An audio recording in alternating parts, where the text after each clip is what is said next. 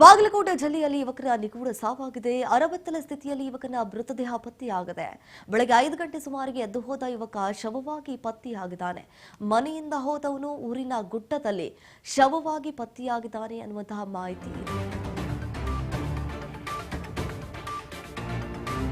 ಬಾಗಲಕೋಟೆ ಜಿಲ್ಲೆಯಲ್ಲಿ ಯುವಕನ ನಿಗೂಢ ಸಾವು ನೋಡಿ. ಅರವತ್ತನೇ ಸ್ಥಿತಿಯಲ್ಲಿ ಯುವಕನ ಮೃತದೇಹ ಪತ್ತೆಯಾಗಿದೆ. ಬೆಳಗ್ಗೆ 5 ಗಂಟೆಗೆ ಮನೆಯಿಂದ ಎದ್ದು ಹೋಗಿದ್ದ, ಆದ್ರೆ ಈಗ ಶವವಾಗಿ ಪತ್ತೆಯಾಗಿದ್ದಾನೆ. ನಿಜಕ್ಕೂ ಇದು ಕುಟುಂಬಸ್ಥರಲ್ಲಿ ಸಾಕಷ್ಟು ಅನುಮಾನ ಮೂಡಿಸ್ತಾ ಇದೆ. ಮನೆಯಿಂದ ಹೋದವನು ಊರಿನ ಗುಡ್ಡದಲ್ಲಿ ಶವವಾಗಿ ಪತ್ತೆಯಾಗಿದ್ದಾನೆ. ಬೀಳಗಿ ತಾಲೂಕಿನ ಅಮಲಜರಿ ಗ್ರಾಮದಲ್ಲಿ ಪತ್ತೆ. ಯುವಕನ ದೇಹದ ಮೇಲೆ ಬಲವಾದಂತಹ ಗಾಯಗಳಿಲ್ಲ ಅಂತ ಹೇಳಿ ಗೊತ್ತಾಗಿದೆ. ಆತನೇ ಏನಾದ್ರೂ ಆತ್ಮಹತ್ಯೆ ಮಾಡ್ಕೊಂಡು ಬಿಟ್ಟನಾಗಾದ್ರೆ ಅಥವಾ ಕತ್ತು ಹಿಸುಕಿ ಕೊಲೆ ಮಾಡಿರುವ ಬಗ್ಗೆಯೂ ಕೂಡ ಒಂದೇ ಒಂದು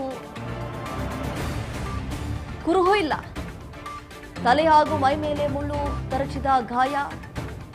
ಯುವಕನನ್ನ ಕೊಲೆಗೈದ ನಂತರ ಆತನನ್ನ ಏನಾದ್ರೂ ಇಲ್ಲಿ ಬಿಸಾಡಿ ಹೋಗ್ಬಿಟ್ರ ಅನ್ನುವಂತಹ ಶಂಕೆ ಈಗ ವ್ಯಕ್ತವಾಗ್ತಾ ಇದೆ.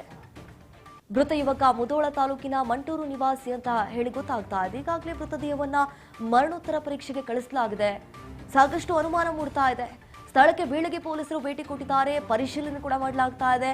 ಬೆಳಗ್ಗೆ ಮನೆಯಲ್ಲಿ ಹೊರಗಡೆ ಹೋಗಿ ಬರ್ತೀನಿ ಅಂತ ಹೇಳಿ 5 ಗಂಟೆ ಸುಮಾರಿಗೆ ಎದ್ದು ಹೋದವನು ಈಗ ಶವವಾಗಿ ಪತ್ತೆಯಾಗಿದ್ದು ನಿಜಕ್ಕೂ ಇದು ಕುಟುಂಬಸ್ಥರಲ್ಲಿ ಸಾಕಷ್ಟು ಸಂಶಯವನ್ನ ಮೂಡಿಸ್ತಾ ಇದೆ. ಈಗ ಪೊಲೀಸರಲ್ಲೂ ಕೂಡ ಸಾಕಷ್ಟು ಗುಮಾನಿ ಹರಿದಾಡ್ತಾ ಇದೆ. ಊರಿನ ಗುಡ್ಡದಲ್ಲಿ ಈಗ ಶವವಾಗಿ ಪತ್ತೆಯಾಗಿದ್ದಾನೆ. ಬೀಳಗಿ ತಾಲೂಕಿನ ಅಮಲಜರಿ ಗ್ರಾಮದಲ್ಲಿ.